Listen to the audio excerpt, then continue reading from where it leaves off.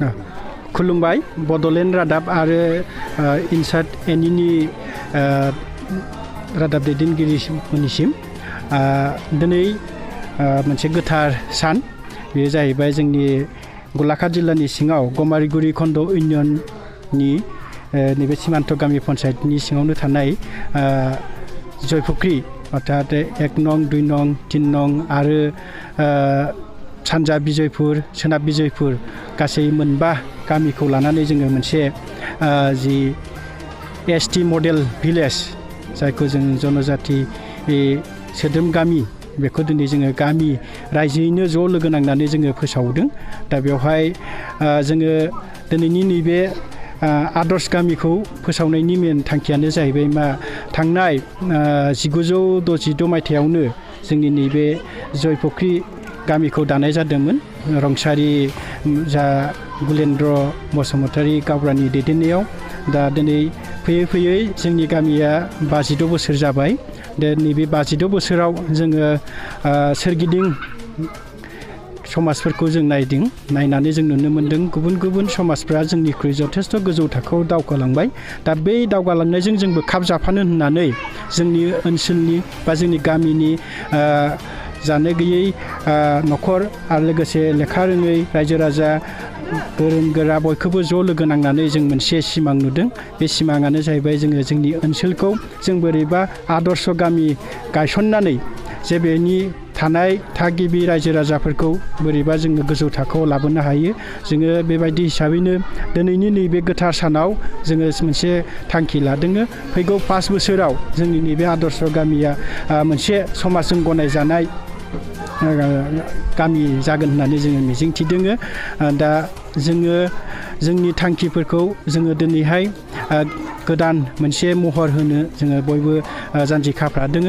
दा बेवहाय गोबां जोङो आलासिबो दिनैनि नैबे मेलाव जों लिंहरदों। बिथांमोना फैनानै जोंखौ मदद आरो हेफाजाब होदों।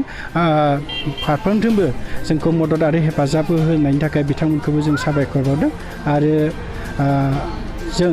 जोंनि जि थांखि बे थांखिखौ जों जाफुंसार होनो थाखाय जोंनि गासैबो रायजो राजाफ्रा जानजि खाफ्रादों। फैबाय थानाय समाव जोंनि जि आदर्श गामिनि जि हाबाफारिफोर बै हाबाफारिफोरखौ जोङो फारियैनो मावलांनायनि जि सिमां बै सिमांखौ बयबो जानजि खाफ्रादों। दिनैनि बे समाव जोङो बारा माबानो सानाखै। जों गिबि हिसाबै जोंनि आदर्शनि खामानिफ्रा जाबाय साब सिखोन लाखिनाय जोंनि गामिखौ साब सिखोन बे स्वच्छ भारतनि आन्दाराव गोग्लैनाय बे साब सिखोनखौ जोङो खालामदों। बेनिफ्राय जोङो मोनसे थांखि लाबावदों जे जोंनि ओनसोलाव जिहेतुनाखि जोंनि गथ' गथायफ्रा गामि ओनसोलावनो फरायो बे गामि ओनसोलाव फरायनाय जा सरकारा मोनसे आसुनि लादों जेनेबा अंगनबादि केन्द्र बे अंगनबादि केन्द्रखौ मोनसे मडेल मोनसे माबा खालामनो लादों। दा बेवहाय जोंनि नैबे मोनबा गामियाव गासै जोंनिया मोनबा अंगनबादि केन्द्र दङ।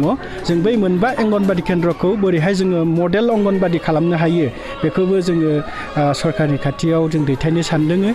आरो लोगोसे जोंनि बेवहाय थानाय जि स्कुलफोर गुदि फरायसालि गेजेर फरायसालि गोजौ फरायसालि बेखौबो जोङो मोनसे साफायैनो बा मोजां रोखोमैनो जोङो खालामनाय मोनसे थांखि लादों। बेजों लोगोसे जोंनि ओनसोलनि बा जोंनि गामिनि आइ आफाफ्रा जि धोरोम सिबिनाय बे धोरोम सिबिनाय थानसालिफोरखौ जोङो मोजां रोखोमै जोङो खालामनो सानदों। बे जोंनि मोनसे थांखि। आरो लोगोसे जोंनि नैबे साखाथियावनो जोंहा मोनसे गेदेर मोनसे गेलेग्रा फोथार आसाम सरकारा लुनानै होदों। बेखौबो जोङो समाजनि गेजेराव बा जोंनि आसामनि गासैनिबो रायजो राजानो जोङो दिन्थिना होनो सानदों जे जोंनि ओनसोलावबो जोंनि ओनसोलनि बा जोंनि नैबे आदर्श गामिनि सिङाव गोबां गेलेग्रा जोंहा गिदिर गिदिर गेलेग्रा दङ।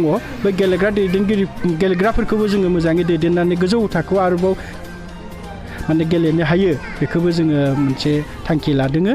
बेनिफ्राय जोंनिया बर' हिसाबै जोङो एसटी हिसाबै जोंना मेन थांखिया जाहैबाय जोंनि गावनि जि दानाय लुनाय बे दानाय लुनाय दख'ना गामसा आरनाय बेखौ जोङो लाफिनदों। जोङो बेखौ फिन जोंनि गामि ओनसोलाव लाबोफिननांगौ होननानै जोङो थांखि लादों। बेयो जोंनियाव जाफिनगोन। आरो बिदिनो जोंनि रांखान्थि जौगानायनि थाखाय जोङो नामा जेरै जय फुख्रि बे जय फुख्रि हिसाबै जोंना मोनफ्रोमबो प्रत्येक न'खरावनो फुख्रि दङ बै फुख्रिखौ जोङो बोरैहाय माने बैग्यानिक पद्धतियै फिनानै जोङो मोजाङै रांखावरि खामायनो हायो बेखौबो जों थांखि लादों बेखौ जोंनि रायजो राजाफोरखौ जोङो माने इतिमध्ये जों एसे माबा खालामखाबायानो दा बियो मोनसे समाव जाफुंसारगोन आरो बिदिनो जोंनाव बर' हिसाबै जों अमा फियो दा बे अमा फिनायाबो बिनि जोङो जिथुनिखि रोंनांगौ जेरै हमनानै ला मा रोखोमै जोङो बेमार जायोबा बिजि थुनांगौ मानांगौ बिनिबो प्रहिखन होनाय बे प्रहिखन अर्थात सोलोंथाइ होनाय बे सोलोंथाइ होनायखौ जोङो गलाघाटनि जिथुनिखि भेटेनारि डक्टर बे भेटेनारि डक्टरखौ जोङो इतिमध्ये हांख्रायदों बिथाङा फैनानै जोंनि रायजो राजाफोरखौ ट्रेनिं होनायजों लोगोसे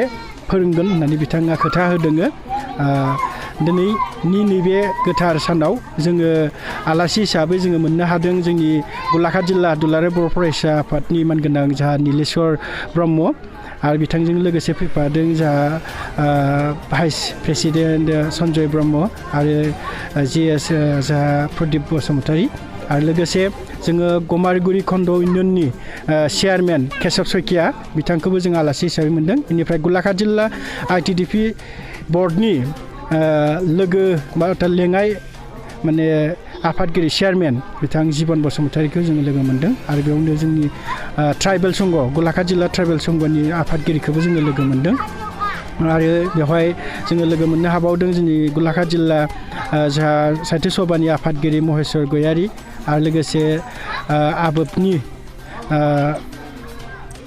आफादगिरि मुस्रिमा फुलेश्वरी बसुमतारी आब'आबो जोंजों बाहागो लाफैनो हादों आरो लोगोसे जोंहा एक्स बिएलटि वेलफेयार ससाइटिनिबो चेयारमेन अमेन्द्र नार्जारी आदायाबो जोंजों बाहागो लानो हादों दिनैनि नैबे समाव बाहागो लाफैनो थाखाय बिथांमोनसिम धन्यबाद आरो जोङो बड'लेण्ड नायगिरि रायजो राजासिमबो जोंनि आदर्श गामिया जाफुंसारो बेखौ बयनिसिमबो मिजिंथिनानै दिनैनि माबाखौ जों एसेयावनो फोजोबनाय जाबाय खुलुमबाय।